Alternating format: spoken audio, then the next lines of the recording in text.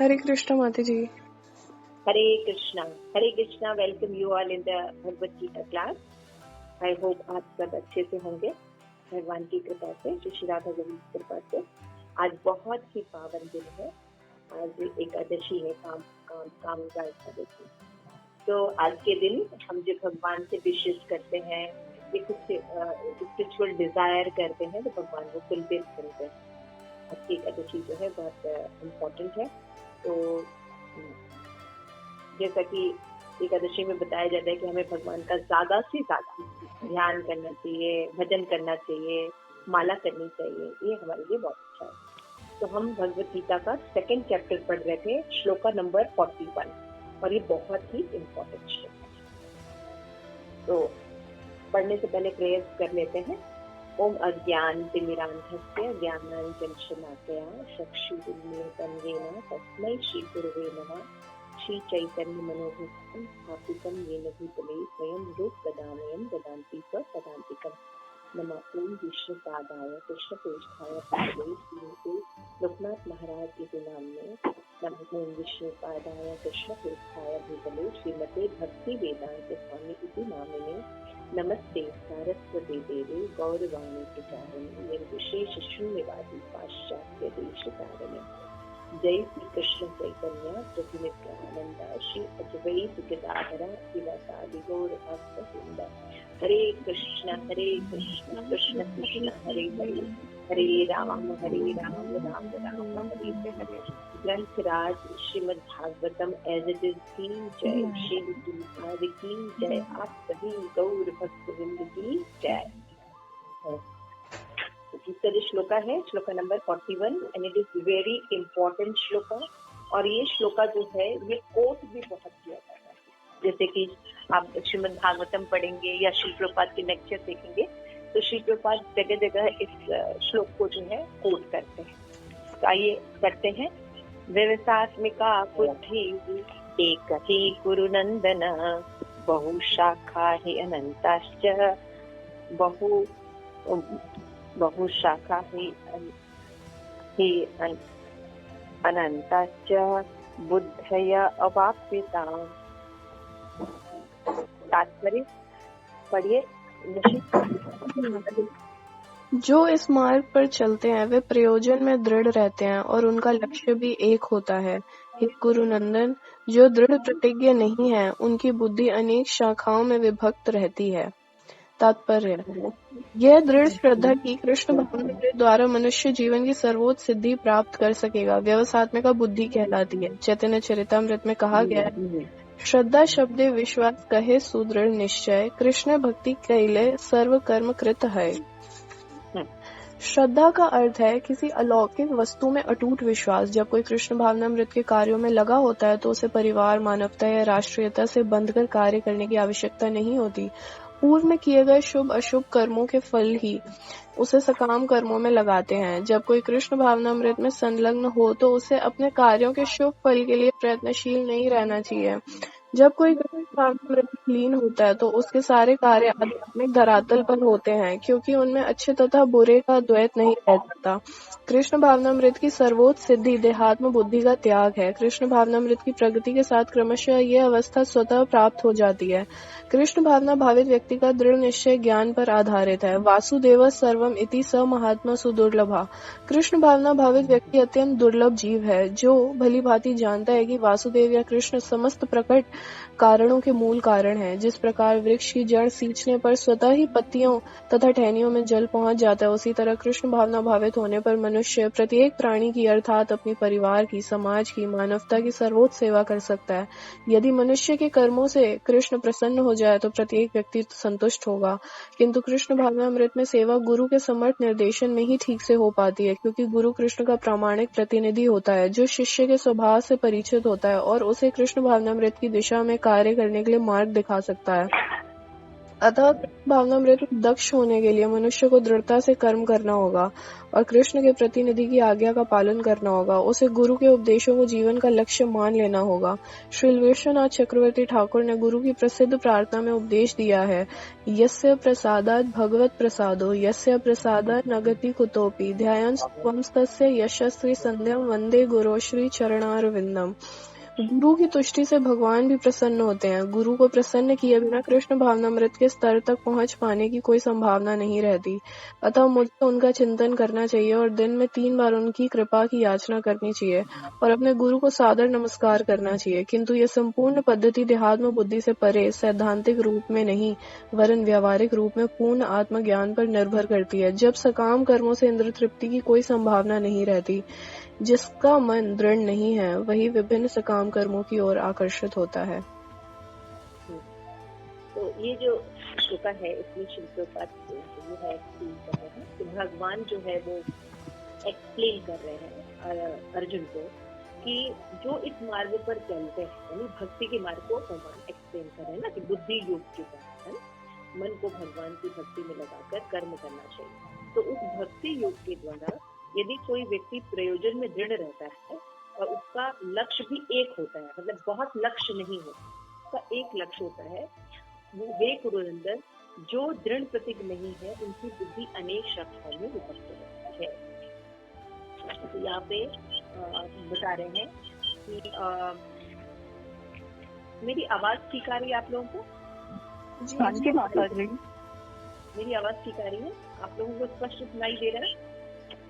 हाँ जी माता जी, ठीक आ रही है, सही, बिल्कुल ठीक है, ठीक है। तो यहाँ पे आप देख रहे थे कि भगवान जो है अभी अर्जुन को बता रहे हैं कर्म योग की डेफिनेशन, है ना। कर्म योग के द्वारा, बुद्धि योग के द्वारा भगवान अर्जुन को समझाने की कोशिश कर रहे हैं कि उसका जो कर्तव्य है वो क्या है ना। तो यहाँ पे भगवान कह रहे हैं कि यदि तुम भक्ति करोगे, जो मार्ग मैंने भी तुम्हें बताया, इसमें पहले बताया भगवान ने ना, नेहा विक्रम नाश, नेहा भी थोड़ा सा भी प्रयास करोगे तो इसमें तुम्हें महान भय से रक्षा मिलेगी। भक्ति की ये बहुत बड़ी फैसिलिटी है। उसके बाद भगवान कह रहे हैं कि अगर इस मार्ग पर तुम संकल्प पूर्वक, दृढ़ता पूर्वक चलोगे और अपना लक्ष्य भी एक रखोगे तो क्या होगा, उनकी बुद्धि अनेक शाखाओं में विभक्त, जो दृढ़ प्रतिज्ञ नहीं होते, जिनका डिटर्मिनेशन नहीं होता, फिर वो क्या होते हैं, वो अनेक शाखाओं में उनकी बुद्धि जो है वो विभाजित है। ये कर ले, ये भी कर ले, ये भी कर ले, तो वो किसी भी डेस्टिनेशन तक नहीं पहुंचे। ठीक है, तो ये बहुत इंपॉर्टेंट ज्ञान है। तो यहाँ पे बताया गया कि दृढ़ता का मतलब क्या होता है, दृढ़ श्रद्धा मतलब होता क्या, बोला ना कि दृढ़ श्रद्धा होनी चाहिए। तो दृढ़ श्रद्धा मतलब क्या होता है, तो चैतन्य चरितामृत के मध्य लीला में कृष्णदास कविराज गोस्वामी ने श्रद्धा की डेफिनेशन, तो जिसकी जो श्रद्धा होती है, दृढ़ होती है, उसका मतलब क्या होता है कि उसको पूरा विश्वास होता है भगवान कृष्ण की भक्ति करने से सभी कार्य हो जाएंगे, मुझे और अलग अलग कुछ करने की जरूरत नहीं है। जब ये दृढ़ विश्वास हो जाता है शास्त्रों से पढ़ के कि भगवान ही आदि पुरुष है, भगवान ही सबके सृजन करता है, भगवान श्री कृष्ण ही सुप्रीम पर्सनैलिटी ऑफ गॉडहेड है और हमें अलग अलग देवी देवताओं या बाकी लोगों की सेवा करने की जरूरत नहीं। अगर हम भगवान की सेवा करते तो सबकी सेवा हो जाती। जब हम ये पढ़ते हैं, देखते हैं, सुनते हैं और इसमें दृढ़ श्रद्धा हो जाती है कि कृष्ण भक्ति करने से मेरे घर परिवार, समाज, देश, राष्ट्र, पितृ आदि सभी का जो मेरे ऊपर ऋण है जन्म से, वो अपने आप ही निकल जाएगा और इन सब का उद्धार भी हो जाएगा। जब ये विश्वास हो जाता है जीव को, तो इसको कहते हैं दृढ़ श्रद्धा। नहीं तो क्या होता है, 33 करोड़ देवता शायद अभी तो कलयुग में ज्यादा, हर दिन नए देवता आ रहे हैं तो अगर आप सोचिए कि इतने ज्यादा विभाजित रहेंगे आप, तो आप कितने कंफ्यूज रहें, है ना। श्रद्धा कभी दृढ़ नहीं होती। तो जब हमारा ये विश्वास है कि एक तरफ ही श्रद्धा होनी चाहिए, तो क्या होता है, हमारा दृढ़ता अधिक होती है। लेकिन अगर ये दृढ़ता नहीं है तो बुद्धि जो है अनेक चीजों में चली जाएगी। इसीलिए हम जब भयभीत होते हैं, क्योंकि ये भी कर ले, ऐसे भी है, ये भी है, तो कहीं भी नहीं पहुंचता। जैसे अभी कोई व्यक्ति मान लीजिए मटेरियल वर्ल्ड में है, उसने साइंस लेके पढ़ाई शुरू की, लेकिन कुछ लोग नहीं नहीं आर्ट्स पढ़ना चाहिए, नहीं नहीं नहीं तुमको तो ये लेके कंप्यूटर लेके पढ़ना चाहिए, नहीं तुमको ये, तो वो बिवाइल्डर हो जाता है कि क्या करे, तो वो सब करने लगता है। तो पता चलता है कि वो जो नॉर्मल बीएससी कर रहा है वो भी नहीं करता है ना। हाँ जी, ऐसा होता है हाँ जी, फागनी माता जी। हाँ जी होता है ना। बहुत ऐसा ही होता है। होता है ना, घर में भी होता है कि आपको पता है कि हाँ भाई अभी आज मुझे पनीर की सब्जी बनानी है, आज मुझे कटहल की सब्जी बनानी है, आज मुझे दाल बनाना है, तो एक क्लियर है तो हम जाके तुरंत किचन में काम करें।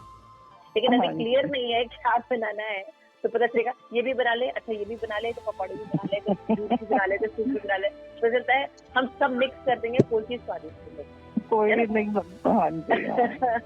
तो श्रद्धा का यहाँ पे यही मतलब है कि श्रद्धा जब भगवान में स्थिर हो जाती है, पता चल जाता है कि भगवान ही मूल है, तो जीव जो है इधर उधर नहीं भटकता और स्थिर बुद्धि हो जाती है।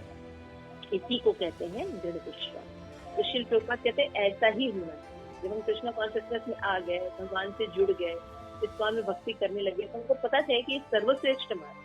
तो हमें कभी ये नहीं सोचना चाहिए कि हाँ चलो थोड़ा साईं बाबा की भी भक्ति कर ले, तो नवरात्रे की भी भक्ति कर ले। नहीं, हमें पता है हरे कृष्ण महामंत्र का अगर हम जप कर रहे हैं तो सभी कर्म हो जाएंगे, क्योंकि भगवान जो है मूल है।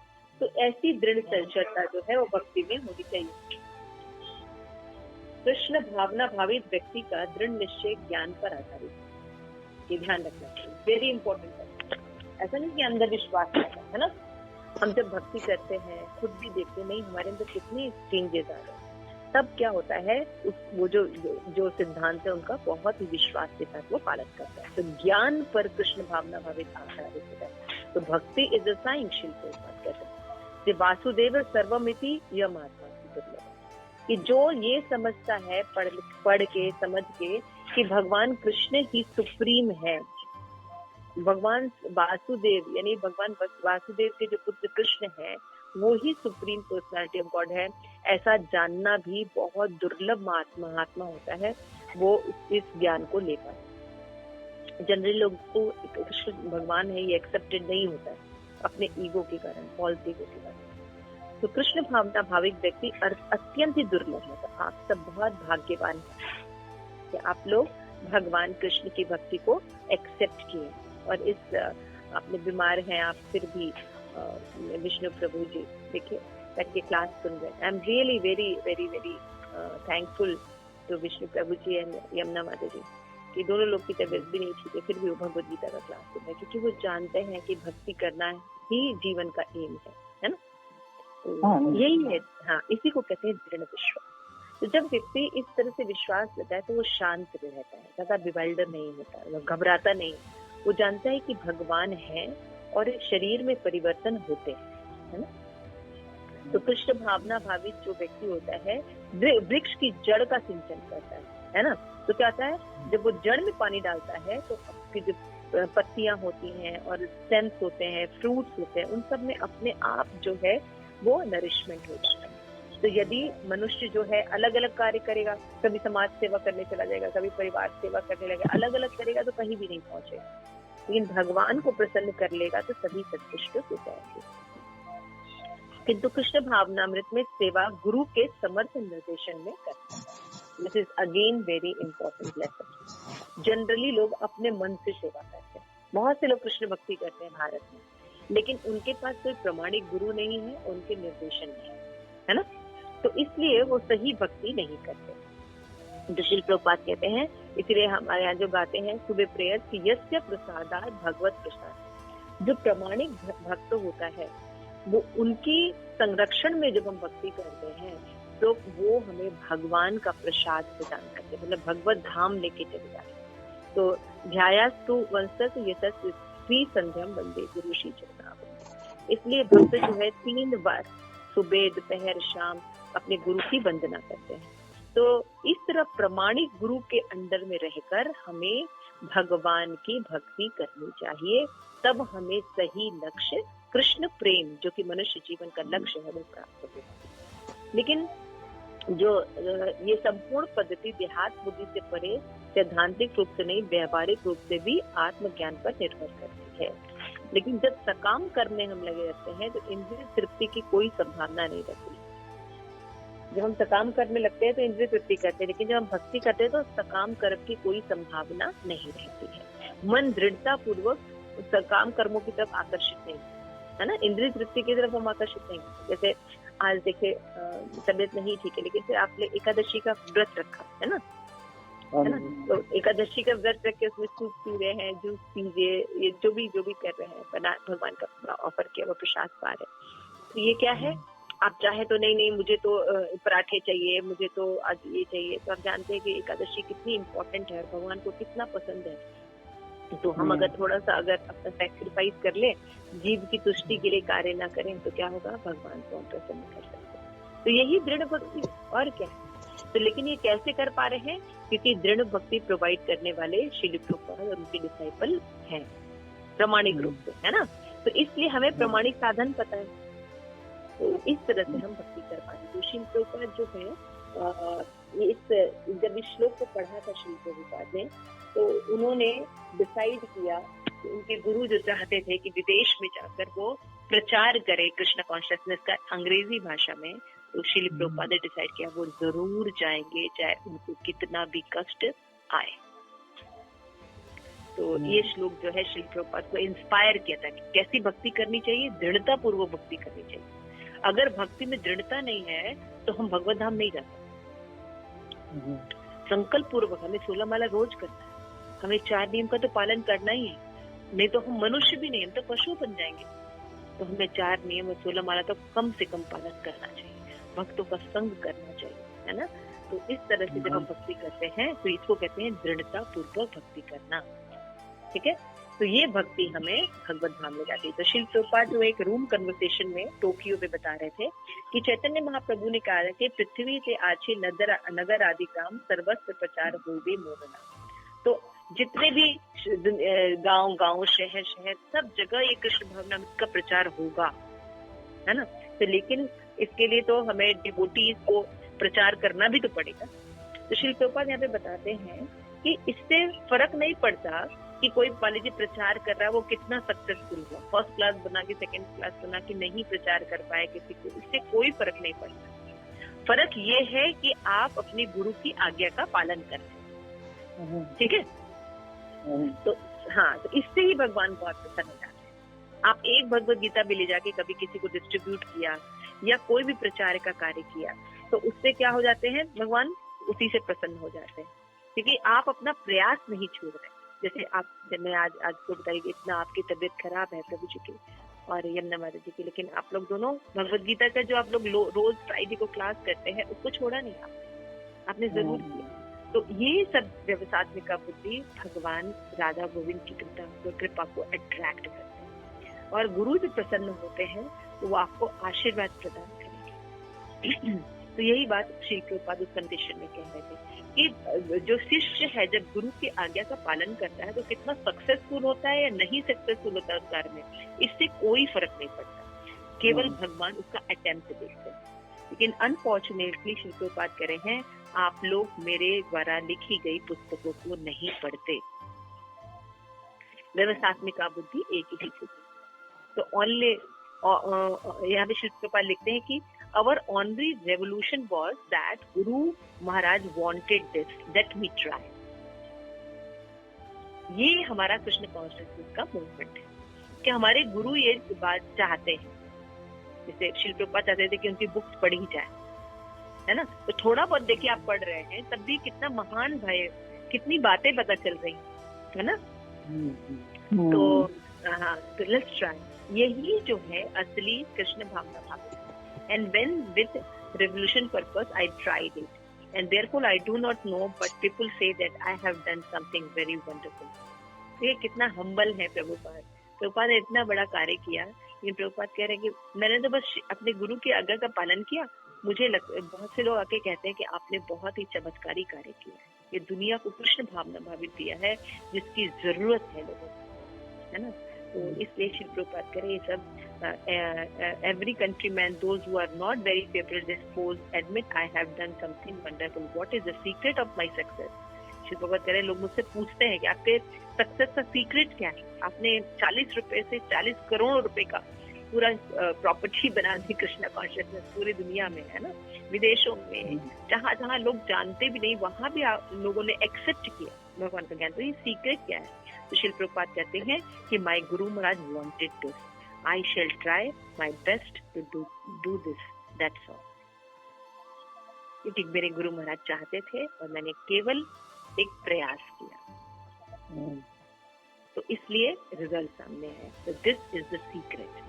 तो हमें भी अपने गुरु महाराज की आज्ञा का पालन करना चाहिए कि हमने वचन दिया है दीक्षा करते समय कि हम 4 नियम का पालन अवश्य करेंगे, इस्कॉन को कभी नहीं छोड़ के जाएंगे और 16 माला का रोज जप करेंगे। तो हमें किसी भी अवस्था में रहना चाहिए, हमें इनका पालन करना चाहिए। तो ये जो है ये सफलता का रहस्य। तो शिल प्रभुपाद करें, what I have got, how will people understand, still let me try my best. शिल प्रभुपाद कहते हैं कि मैंने बस ट्राई किया और मुझे सफलता मिल गई। शिल प्रभुपाद एक लेटर में भी बता रहे थे कि my dear son and daughter in Bombay, शिल प्रभुपाद ने लिखा कि if you feel in debate to me then you should preach vigorously like me. शिल प्रभुपाद शेर की तरह प्रचार कर, कभी डरते नहीं थे शून्यवादी से, मायावादियों से डरते नहीं थे। शिल प्रभुपाद अपना सिद्धांत रखते थे और कुछ समझाते थे तो उनके पास जवाब ही नहीं होता था, क्योंकि प्रामाणिक गुरु के पास हाईएस्ट नॉलेज होता है।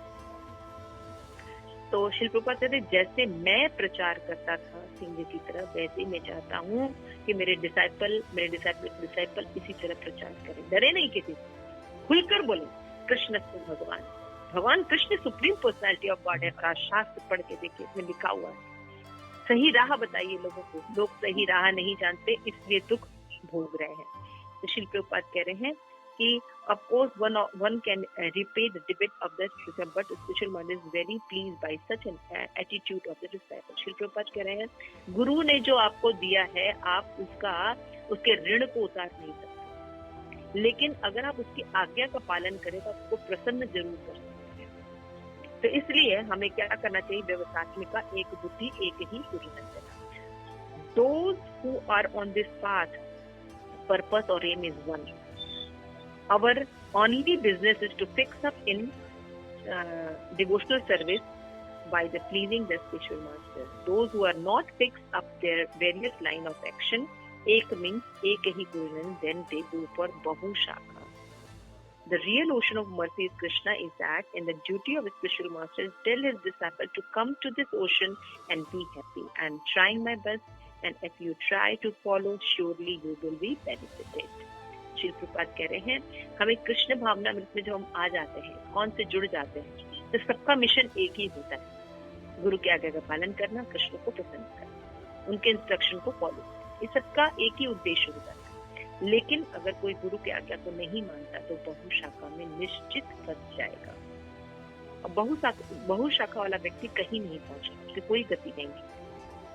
इसलिए हमें दृढ़ता पूर्वक एक मत होकर एक पंथ का अनुसरण करना चाहिए। हमें पूरा विश्वास होना चाहिए, व्यवसात्मिका, एक बुद्धि, एक ही गुरु नंदना। यही गुरु नंदन जो दिन प्रतीक नहीं है, बहु शाखा में विभक्त हो जाता है, उसका नष्ट हो जाता है, तो कुछ नहीं होता। इसलिए शिल प्रभुपाद जो है वो बताते हैं कि जैसे नारद मुनि ने भी कहा कि कृष्ण कॉन्शियसनेस में अगर हम 10% परफेक्ट नहीं है, फॉल्ट भी रह जाता है, तब भी भगवान का नाम उसको पवित्र कर देता है। हरे कृष्ण कृष्ण कृष्ण हरे हरे, हरे राम राम राम हरे हरे। कलयुग में हम बहुत बड़ा यज्ञ नहीं कर पाते, कलयुग में हम बहुत बड़ा कोई दान पुण्य नहीं कर पाते, लेकिन अगर ये हरे कृष्ण महामंत्र चले रहे हैं तो हमारा सारा यज्ञ कंप्लीट हो जाता है। तो हम जो भी एक्शन कर रहे हैं उसमें जो त्रुटि रहती है उसको भी राधा रानी रिमूव कर देती है। और क्या चाहिए बताइए? हाँ, तो इसलिए दृढ़ता पूर्वक इस हरे कृष्ण महामंत्र का जप करना चाहिए, चाहे जैसे भी अवस्थाएं में, लेट के, सो के, चाहे जैसे भी, लेकिन 16 वाला जप करें। तो इसलिए इसको कहते हैं व्यवसात्मिका बुद्धि। तो जो अपनी बुद्धि को स्थिर रखते हैं वो हायर डेस्टिनेशन प्राप्त करते हैं। और भगवान ने भी कहा कि ये जो कृष्ण भावना अमृत में जो दृढ़ विश्वास होता है, ये अंधा अनुकरण नहीं होता है, ये साइंस है। ये व्यक्ति जब पालन करता है तो उसको महसूस होता है। उसी प्रकार के यहाँ पे बता रहे हैं कि ये जो व्यवसात्मिका बुद्धि इज वेरी इम्पोर्टेंट। और मैंने आपको बताया कि यही श्लोक पढ़कर श्रील प्रभुपाद ने डिसाइड किया कि उनको कितनी भी डिफिकल्टी हो वो विदेश जाएंगे और प्रचार करेंगे। ठीक है, आगे बढ़े। तो 42 एंड 43 यामिता पुष्पिता वाचा प्रवदन्त विपश्यत वेद भारता पार्थ न अन्यत् अस्ति इति वादिनः काम आत्मा स्वर्ग परा जन्म कर्म फल प्रदायम् क्रिया विशेष बहुलां भोग ऐश्वर्य गति प्रति। अल्प ज्ञानी मनुष्य वेदों में उन अलंकारी शब्दों के प्रति आसक्त रहते हैं जो स्वर्ग की प्राप्ति, अच्छे जन्म, शक्ति इत्यादि के लिए विविध काम कर्म की स्तुति करते हैं। इंद्रिय तृप्ति तथा ऐश्वर्य में जीवन की अभिलाषा के कारण वे कहते हैं इससे बढ़कर और कुछ नहीं है। करिए साधनी माता जी, करिए। आश्चर्य साधारणतः सब लोग अत्यंत बुद्धिमान नहीं होते और वे अज्ञान के कारण वेदों के कर्म कांड भाग में बताए गए सकाम कर्मों के प्रति अत्यधिक आसक्त रहते हैं। वे स्वर्ग में जीवन का आनंद उठाने के लिए इंद्रिय तृप्ति कराने वाले प्रस्तावों से अधिक और कुछ नहीं चाहते, जहाँ मदिरा तथा तरुणियां उपलब्ध हो और भौतिक ऐश्वर्य सर्व सामान्य है। वेदों में स्वर्ग लोक पहुंचने के लिए अनेक यज्ञों की संस्कृति है, जिनमें ज्योतिष होम यज्ञ प्रमुख है। वास्तव में वेदों में कहा गया कि जो स्वर्ग जाना चाहता है उसे यह यज्ञ संपन्न करना चाहिए और अल्प ज्ञानी पुरुष सोचते हैं कि वैदिक ज्ञान का सारा अभिप्राय इतना ही है। ऐसे लोगों के लिए कृष्ण भावना अमृत के दृढ़ चरण में स्थित हो पाना अत्यंत कठिन है। जिस प्रकार मूर्ख लोग विषैले वृक्षों के फूलों के प्रति बिना यह जाने के आकर्षण का फल क्या होगा आसक्त रहते हैं, उसी प्रकार अज्ञानी व्यक्ति स्वर्गिक ऐश्वर्य तथा तन्मय इंद्रिय भोग के प्रति आकृष्ट रहते हैं। वेदों के कर्म कांड भाग में कहा गया अपाम सोमृता अभूम तथा अक्षम्यम वे चातुर्मास्य याजन्तिन सुकृतम भविष्यति। दूसरे शब्दों में जो लोग चातुर्मास तप करते हैं वे अमर तथा सुखी रहने के लिए सोम रस के अधिकारी हो जाते हैं। यहाँ तक कि पृथ्वी में भी कुछ लोग सोम रस के लिए अत्यंत इच्छुक रहते हैं, जिसमें वे बलवान बने अंतरे तृप्ति का सुख पाने में समर्थ हों। ऐसे लोगों को भव बंधन से मुक्ति में कोई श्रद्धा नहीं होती और वे वैदिक यज्ञों की तरह सड़क में विशेष आसक्त रहते हैं। वे सामान्यतः विषयी होते हैं, जीवन में स्वर्गिक आनंद के अतिरिक्त और कुछ नहीं चाहते। कहा जाता है कि स्वर्ग में नंदन कानन नामक अनेक उद्यान है, जिनमें दैवी सुंदर स्त्रियों का संग तथा प्रचुर मात्रा में सोम रस उपलब्ध रहता है। ऐसा शारीरिक सुख निसंदेह विषय है। अतः ये लोग वे हैं जो भौतिक जगत से शामिल बनकर ऐसे भौतिक अस्थायी सुख के प्रति आसक्त हैं।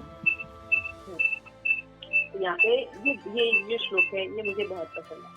एकदम देखिए क्लियर कट किया है। पीछे वाले श्लोक में भगवान कह रहे हैं कि जिनकी दृढ़ श्रद्धा भक्ति में होती है वो अच्छी बुद्धि प्राप्त करते हैं और अच्छा डेस्टिनेशन प्राप्त करते हैं।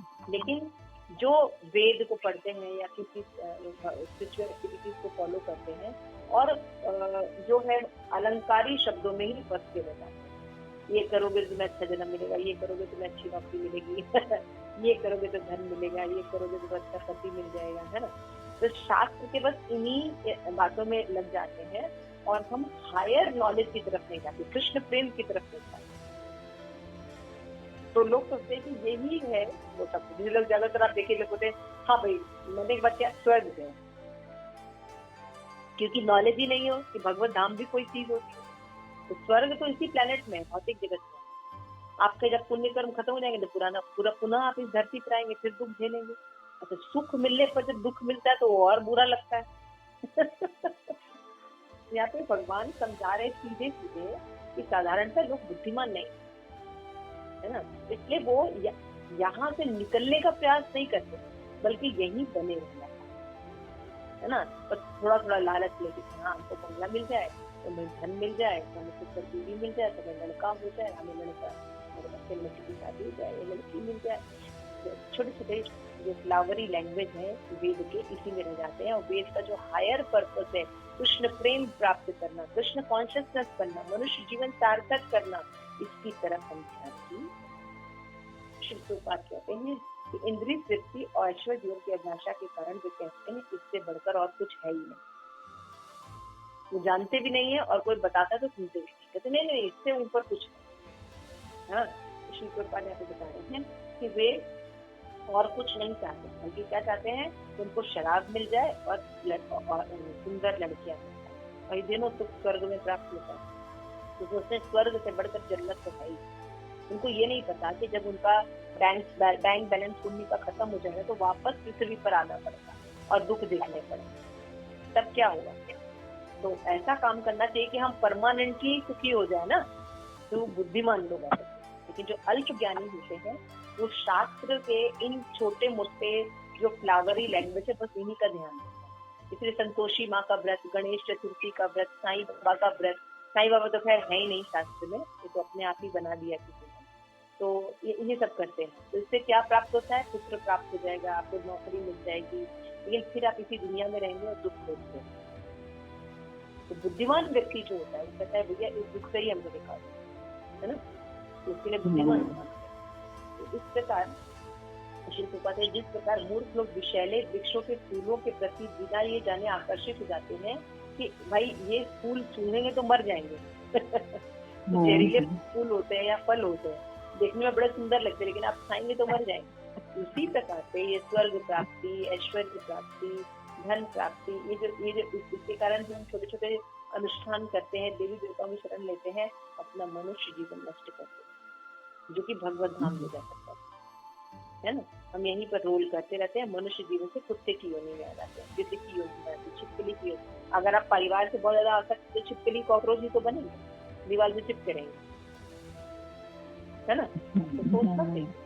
तो वेद के कर्म कांड में दो भाग होते हैं, एक जो है वो बताता है कि हाँ भाई इस तरह का कार्य करना चाहिए। ऐसा क्यों रखा गया है, तो श्री प्रभुपाद ने एक लेक्चर में बताया था आपने कि जैसे कि पिता होता है ना, लॉस एंजलिस 1968 में श्री प्रभुपाद ने एक्सप्लेन किया था कि जैसे कि कोई पिता होता है और बच्चा जितना थोड़ा वैसा रहता है तो उसको मतलब सही रास्ते में लगाने के लिए होता है। अगर तुम ये करोगे तो तुम्हें अच्छी नौकरी मिल जाएगी, अगर तुम अच्छे से पढ़ाई करोगे ना तो तुम्हें अच्छी जॉब मिल जाएगी, अच्छी जॉब मिल जाएगी तो समाज में स्टेटस भी रहेगा, स्टेटस रहेगा, तुम्हारी शादी अच्छी से अच्छी लड़की मिल जाएगी, you know, you get well settled. तो ऐसा बता के क्या करते हैं, उनको धन कमाने में, पढ़ाई करने में लगा देते हैं, बच्चों लगाते हैं ना। तो उसी तरह से जो वेद होते हैं, क्योंकि लोग हायर पर्पस को स्वीकार नहीं करते, इतने बुद्धिमान नहीं होते, तो उनको पहले बोला था ऐसा है ना, मीट नहीं खाना चाहिए, मीट खाने से बहुत खराब है, हमें सच बोलना चाहिए, हमें शराब नहीं पीना चाहिए, समझ रहे। अगर तुम ऐसा करोगे तो क्या होगा, स्वर्ग की प्राप्ति। तो लोग क्या सोचते हैं कि जीवन का यही लक्ष्य है, ये जीवन का लक्ष्य है ना। तो भगवत गीता जो है वो बताती है कि अगर हम वेद के हायर पर्पस को नहीं रखते हैं तो हम इस तमोगुण में, इस मटेरियल वर्ल्ड के डार्कनेस में घूमते रहेंगे, है ना। हम बार बार जन्म मृत्यु, फिर जन्म लेंगे, फिर वही होगा, फिर जन्म का दुख है ना, मृत्यु होगी, जन्म होगा, जरा होगा, बुढ़ापा होगा, आएगा ना। जब हम शरीर लेंगे तब तक आएगा, तो उसमें हम पड़े ही रहेंगे। तो शिव के पास करें, इसलिए हमें क्या करना चाहिए, व्यवसात्मिका बुद्धि करनी है ना। हमें एक पता होना चाहिए कि नहीं भैया कृष्ण भक्ति करेंगे, ये ऑथेंटिक है, हमारे प्रामाणिक गुरु हैं और इसको करने से हम सही राह पे चल सकते हैं। तो हम सही भक्ति करते हैं ऑथेंटिक गुरु के शरण में, और हम अपना लक्ष्य एक बनाते हैं कि हमें भगवत धाम जाना है, तो बाकी नीचे के लक्ष्य अपने आप पूरे हो जाते हैं। लेकिन अगर रोटी कपड़ा और मकान हमारा लक्ष्य रहेगा तो भगवत धाम हमारा नहीं पूरा होगा क्या? नहीं। लेकिन अगर भगवत धाम लक्ष्य रहेगा तो रोटी कपड़ा मकान अपने आप पूरा हो जाएगा,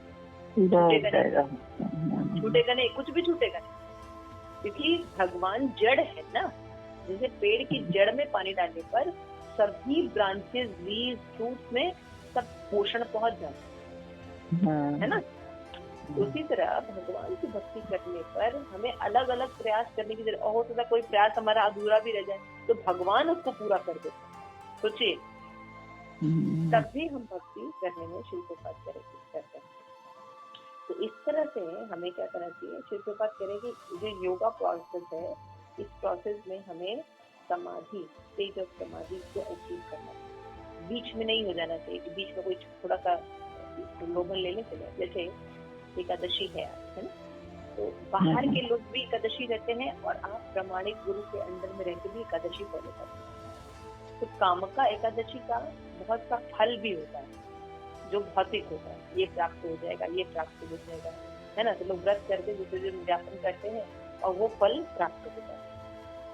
अच्छी काया प्राप्त हो जाती है, अच्छा शरीर काले का, अच्छा लड़का मिल जाता है ना। जो भी इस व्रत का होगा वो आपको प्राप्त हो जाएगा। लेकिन ये एकादशी जो वैष्णव रहते हैं वो इसलिए रहते हैं क्योंकि भगवान को बहुत प्रिय है, तो वो इसके कर्मकांड सेशन में नहीं जाते,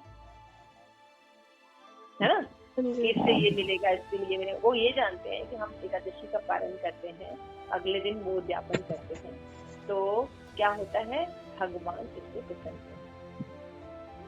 तो हम लोग एकादशी नहीं रहते, हम लोग द्वादशी प्रधान एकादशी रहते हैं। एकादशी खत्म हो जाती है, द्वादशी लग जाती है, तब हम व्रत रहते हैं। और त्रयोदशी शुरू होने के पहले इसीलिए हम पारण करते हैं। तो हम प्योरली एकादशी जो लोग रखते हैं वो नहीं करते हैं। हम लोग जब द्वादशी लग जाती है तब वो व्रत का पालन करते हैं और त्रयोदशी के पहले उसका पारण कर लेते हैं। ठीक है, समझ में आया? तो देखिए, एक ही व्रत है लेकिन उसके अलग अलग एस्पेक्ट हैं। एक एकादशी करने से भाई अच्छा वर मिल जाएगा, अच्छा धन मिल जाएगा, ये एस्पेक्ट लेके चलना। तो ये वेद का अलंकारी शब्दों में अपने को सीमित कर देगा, जबकि एकादशी से भगवत धाम भी जाया जा सकता है। समझ रहे हैं मतलब? तो जब हम वेद के शॉर्ट पर्पस से जुड़ जाते हैं, हायर लाभ नहीं देखते हैं, तो उसका ज्यादा अच्छा प्रभाव नहीं पड़ता। इसलिए चित्त का जैसे कह रहे हैं, इस फ्लावरी लैंग्वेज में नहीं लगना चाहिए, क्योंकि ये हमें ज्यादा स्वर्ग दे देगा, है ना, इंद्रिय तृप्ति दे देगा, अच्छा जन्म दे देगा, लेकिन वापस जन्म देगा ना, फिर आएगा दुख, जन्म, मृत्यु, जरा, व्याधि। आज कोरोना वायरस से पता नहीं, अभी तो और वो तो और पता नहीं क्या क्या हो जाएगा। अभी थोड़ा बहुत धर्म देखने को मिल रहा है, बात तो धर्म देखने को भी नहीं मिलेगा, तो मतलब क्या दशा होगी हमारी, तो ये नहीं सोचते हैं।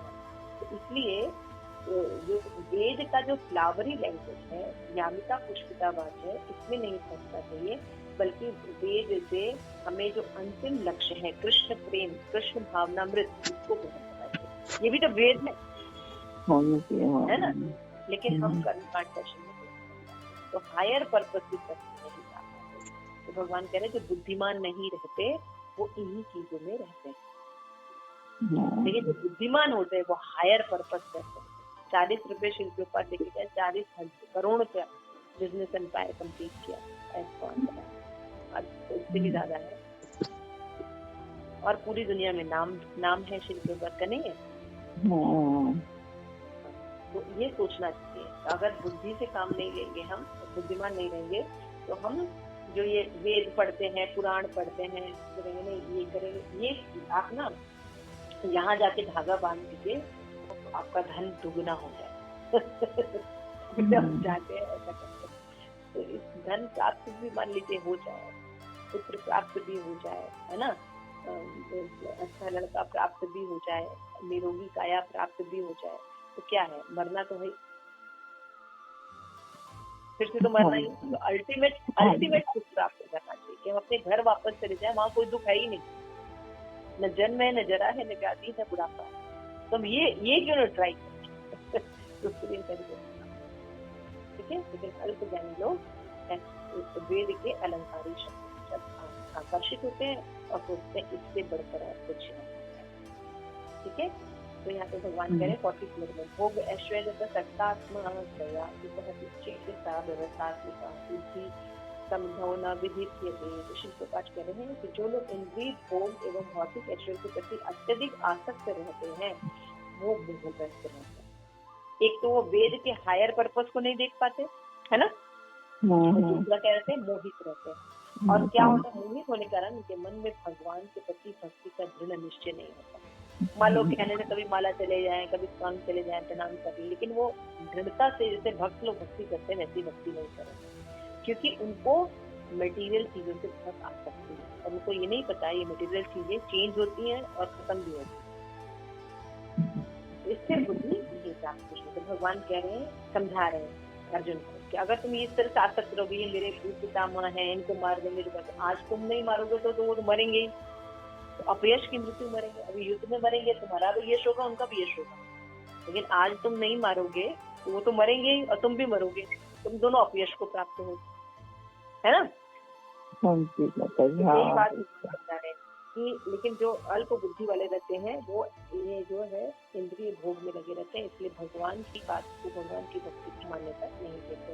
तो भगवान कह रहे हैं 45 से त्रय गुण विषय आवेदा निस्त्रय गुण भव अर्जुन निस्वंद निस्वतस्तो निर्गयो क्षेम आत्मवान। ये वेदों में मुख्यतः प्रकृति के 3 गुणों का वर्णन किया गया है ना, सतोगुण रजोगुण तमोगुण। तो ये अर्जुन तुम इन 3 गुणों से ऊपर हो। सतोगुण में भी हमें नहीं रहना, क्योंकि ये भी बंधन है। हमें दिव्य सतोगुण यानी कृष्ण भक्ति में स्टैब्लिश और समस्त स्वैव और लाभ सुरक्षा की सारी चिंताओं से मुक्त आत्मा रहना। तो सारे भौतिक कार्य में प्रकृति के 3 गुणों की क्रियाएं प्रतिक्रियाएं होती हैं।